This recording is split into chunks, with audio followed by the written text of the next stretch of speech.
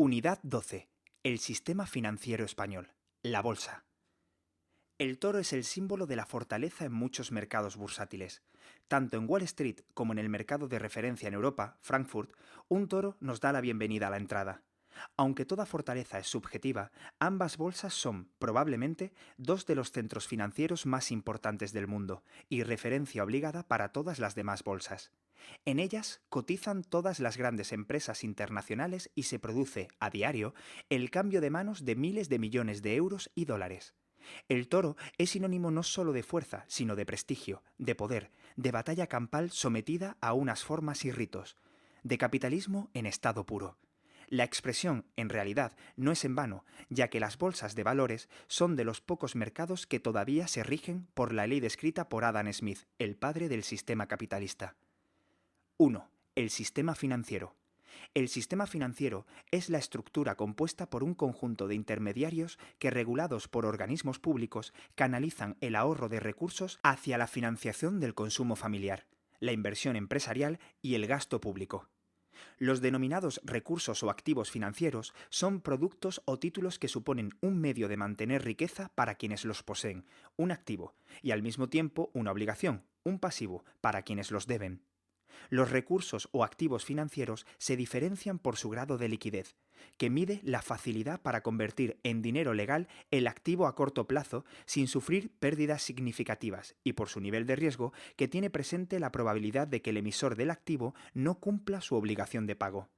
Y también se distinguen por su rentabilidad, entendida como la capacidad del activo para producir intereses. Los intermediarios financieros son instituciones especializadas en la mediación entre ahorradores e inversores. Existen dos tipos de intermediarios financieros, en función de su capacidad para crear dinero, los bancarios y los no bancarios. Dentro del primer grupo están la banca privada y las cajas de ahorro, que ofrecen productos financieros como los depósitos, que son aceptados como medio de pago. Los intermediarios no bancarios, como las compañías aseguradoras o las empresas de leasing, se diferencian de los anteriores en que no pueden ofrecer productos financieros válidos como dinero o medio de cambio. 2. Los intermediarios financieros bancarios. En España, los intermediarios financieros bancarios son la banca privada, las cajas de ahorro y las cooperativas de crédito. La entidad pública que los supervisa es el Banco de España, que actúa como banco de bancos, supervisa las actuaciones de las entidades financieras, realiza estudios económicos y financieros, elabora estadísticas y ejecuta la política monetaria única del Banco Central Europeo. Junto con este y todos los demás bancos centrales de los países de la Unión Europea, el Banco de España forma parte del Sistema Europeo de Bancos Centrales y dentro de este del Eurosistema. Los bancos comerciales o banca privada captan fondos con los que desarrollar sus actividades, obteniendo financiación de los depósitos del público y mediante la emisión de títulos de renta fija o variable. Posteriormente, prestan financiación a los agentes económicos, manteniendo una parte de sus fondos en efectivo para cubrir una posible retirada de depósitos. La financiación a familias, empresas y sector público se concentra principalmente en la concesión de préstamos. Las cajas de ahorro funcionan prácticamente igual que la banca privada, salvo por dos diferencias. Las cajas no pueden captar fondos emitiendo títulos de renta variable y, por otro lado, reciben un tratamiento fiscal más beneficioso que los bancos porque realizan actividades benéficas. Una cooperativa es una asociación de personas físicas o jurídicas con intereses y necesidades comunes que desarrollan una determinada actividad empresarial, pero cuyos resultados económicos, a diferencia de los de otras empresas, tienen como prioridad la atención de unos fondos comunitarios previamente pactados.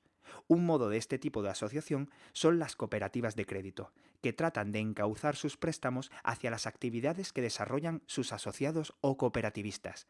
Por ejemplo, las cajas rurales son las cooperativas de crédito que actúan en el sector agrario.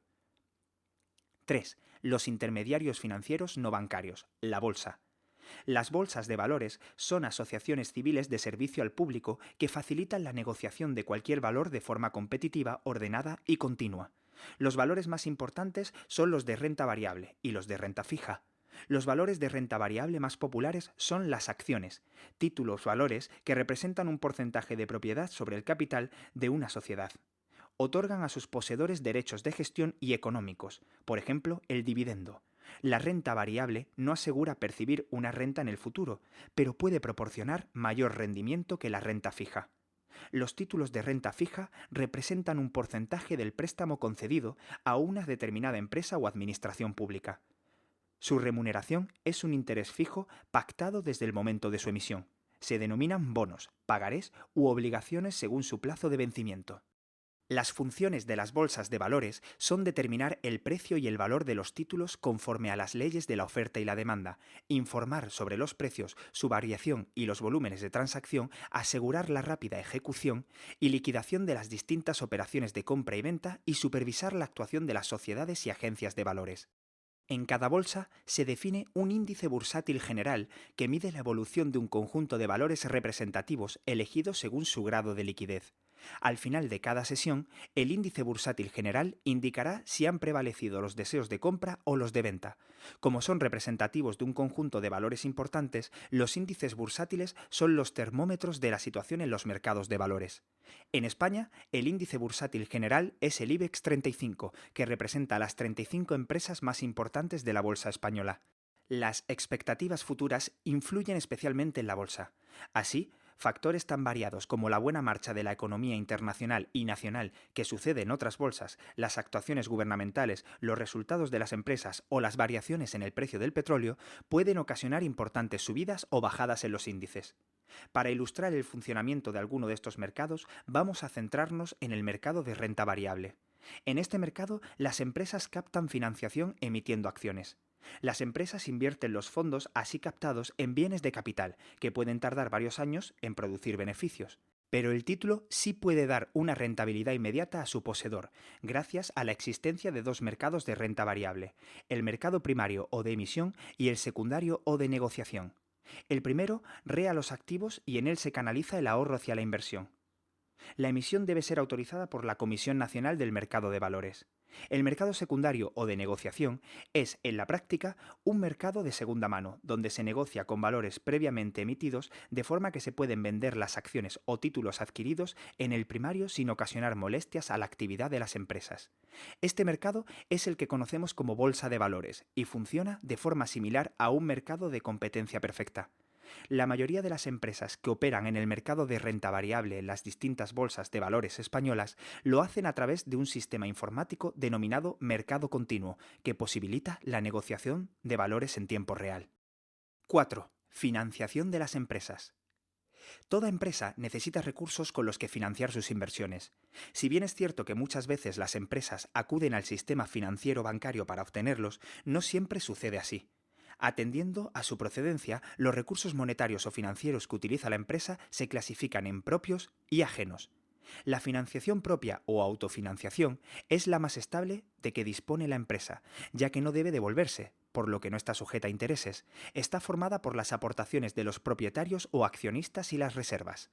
Generalmente las empresas necesitan más recursos de los que proporciona la financiación propia y acuden a la financiación ajena, cuyas formas más comunes son el crédito comercial, los préstamos, los empréstitos y los llamados fondos espontáneos.